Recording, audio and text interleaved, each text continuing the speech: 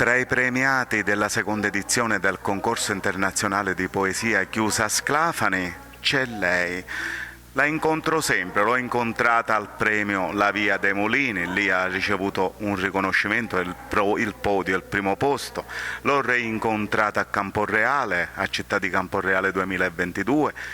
L'ho incontrata al Memorial Salvo Galleano e questa sera la reincontro di nuovo qua, di nuovo recidiva. E da poco, ieri sera fra l'altro siamo state assieme, ha recitato la poesia religiosa dedicata alla Madonna di Romitello per il centenario della sua incoronazione. E allora, questa sera qui con quale poesia sei stata premiata? Grazie per l'invito intanto Francesco. Ci troviamo qui proprio in questo posto magnifico, questo borgo è medievale forse, è vero, questa abbazia. Ci troviamo qui io ho partecipato per la sezione poesia religiosa.